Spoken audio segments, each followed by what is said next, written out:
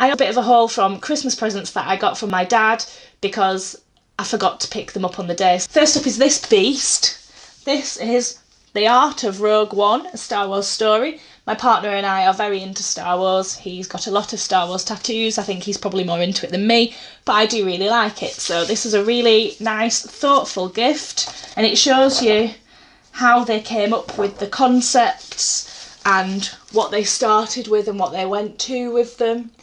And it's just great. I've had a quick flip through and it looks great. It's pretty hefty, and I'm going to have to put it with my other Star Wars books that we've got. But yeah, you can tell there was a bit of a theme happening when they got me and my partner our Christmas presents, because the next one is Star Wars in graphics, which really calls out to the nerd in me. This is just infographics, and I really like this on the back, look. The evolution of C-3PO, the hierarchy of the First Order. It's just great, I can't wait to read it. Drawing 3D, a guide to making your art leap off the page. For those that don't know, I'm an artist, I really love drawing, I'm learning, I've sold a few things, but in fact I'll put a picture here. I actually did a commission of a little ferret face that for a ferret rescue that they put on a mug, and they sold the mugs, so I'll put it here, and I was really proud that they wanted my artwork on the mug. But anyway, digressing, this one is just a how to draw 3D, and it gives you different things, so I won't dwell on that. Now, this is books that I've bought myself. This spans February and March. I know I said I wasn't really meant to be buying many, but I did, I bought loads. Obsidio. It is Obsidio, yeah. The third book in the Illuminae files by Amy Kaufman and Jay Kristoff. I've read the first two and I bloody love them. They're mixed media, so it's sort of an email trail and various surveillance things, and it's not written like a normal story. The first two, the pacing, it was so exciting. You really felt for the characters and you wanted them to be okay. So I'm excited by this one. These two are not really books, but they're sort of zines. I got them from Fiddler's Green. They are small printers, and this is the Peculiar Parish magazine, Fiddler's Green. You can see, just look how beautiful that is. I got it on a whim because one of my favourite artists who's done some of the art in my bedroom did some stuff for this, but it's kind of like witchy kind of stuff. For those that know me, I am into that. The artwork is just really nice. It's Alex CF that did the artwork that I saw it. He actually has written a book around a lot of the art that he's done and the mythology, and it's called Seek the Throat from Which We Sing, and it's quite an interesting book, written in a quite a unique way, and it's very kind of almost Watership Downy.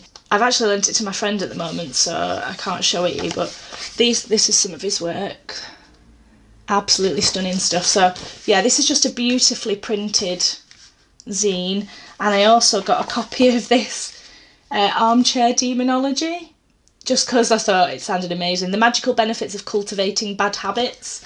So I'm excited to read that, and just I love these old fashioned artworks that they have in it. I'll try and remember to link that down below. Some second-hand books now. If you listen to my wrap-up, I'm working my way through the Vampire Chronicles, but also it's now crossing over into, I don't know what the witchy ones are called, the witchy ones. So I have got The Witching Hour by Anne Rice.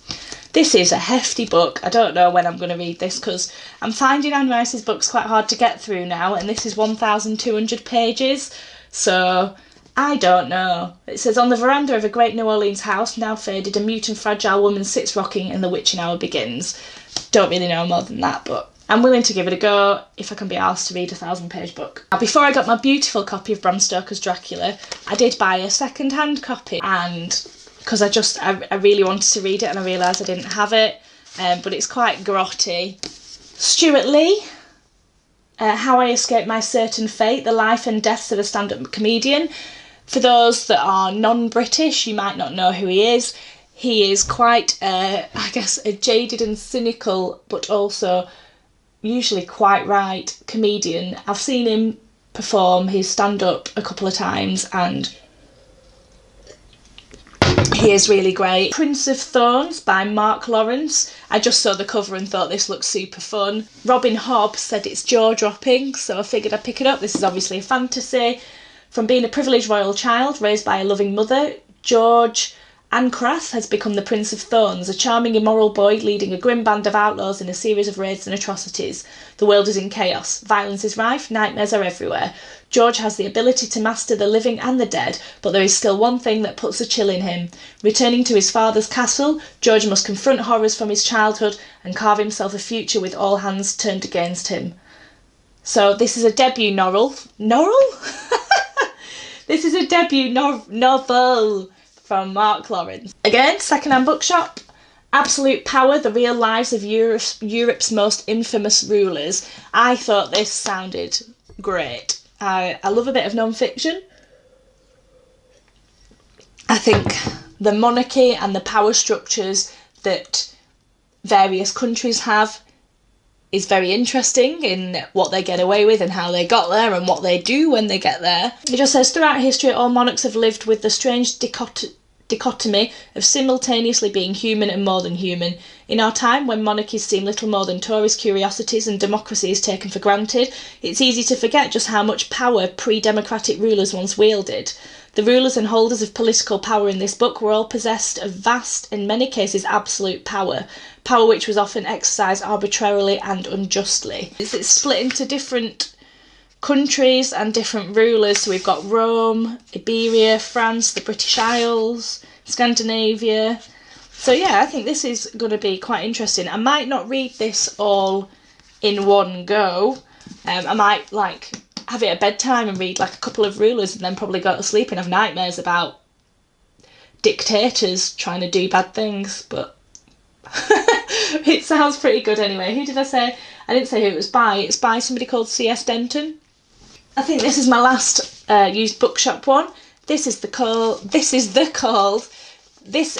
Care of House Plants, illustrated step by step by Peter Lowe. Look how 80s the lady on the front is. Ooh. I love houseplants. I'm slowly filling my house with plants and it's amazing and I love them and I don't want them to die. So I got this to try and help. Eleanor Oliphant is Completely Fine by Gail Honeyman.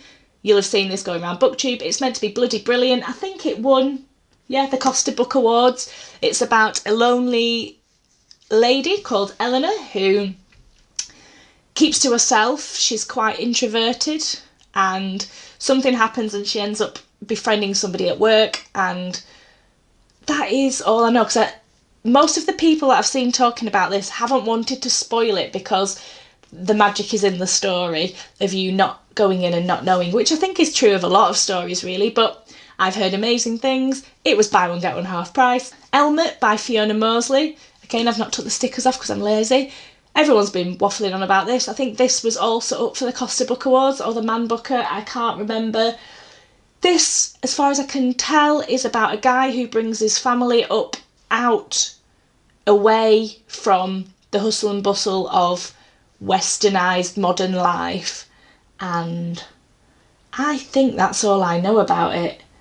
I think it's set in Yorkshire as well, so yeah, and just look how beautiful this cover is. It's so nice. I saw a different cover when I was in yesterday. It didn't look nearly as pretty. Brutal and beautiful. That's how I like my stories. Oh, I got Assassin's Quest by Robin Hobb, but because I keep ordering the Robin Hobb books second-hand online, it's not the same copy as my other ones. Right, look, I've got this one. Now I've got this one. They're not even the same size. But this is Assassin's Quest. This is the third book in the Farseer trilogy. I'm excited to see what happens. Now, these last three books, I work for a big retailer who has a book buying section. And every so often, they'll put up a thing saying, we've got a load of sample books to get rid of. Come and pick any that you want. So I got Turn a Blind Eye by Beckie Newham. A headmistress is found strangled in an East London school. Her death is the result of a brutal and ritualistic act of violence. Found at the scene is a small piece of card upon which is scrawled an ancient Buddhist precept: I shall abstain from taking the ungiven. At first, D.I. Mayer Rahman can't help but hope this is a tragic but isolated murder. Then the second body is found. Faced with a community steeped in secrets and prejudice, Mayer must untangle the cryptic messages left at the crime scenes to solve the deadly riddles behind the murders before there is another victim. So, crime thrillery type thing. The Great Alone by Kristin Hanna. Alaska 1974, untamed, unpredictable, a story of a family in crisis struggling to survive on the edge of the world. It's also a story of young and enduring love. The Absolute Darling by Gabriel Talent. You think you're invincible, you think you won't ever miss, we need to put the fear on you. You need to surrender yourself to death before you ever begin and accept your life as a state of grace, and then and only then will you be good enough. At 14, Turtle Alveston knows the use of every gun on her wall, that chaos is coming and only the strong will survive it, that her daddy loves her more than anything else in the world and he'll do whatever it takes to keep her with him. She doesn't know why she feels so different from the other girls at school, why the line between love and pain can be so hard to see, and why making a friend may be the bravest and most terrifying thing she has ever done, and what her daddy will do when he finds out. So that sounded pretty good. Stephen King seems to quite like it with this big yellow thing that's been put on the front. So I figured it's a free book, I'll give it a go. I'll let you know if I ever read it, because as you can see these books behind me, this is my to be read bookcases, and I've got another bookcase on its way today because all my bookcases are full. If you like this video, please give me a thumbs up and please subscribe, and I'll be back soon with another video. Big hugs. Bye!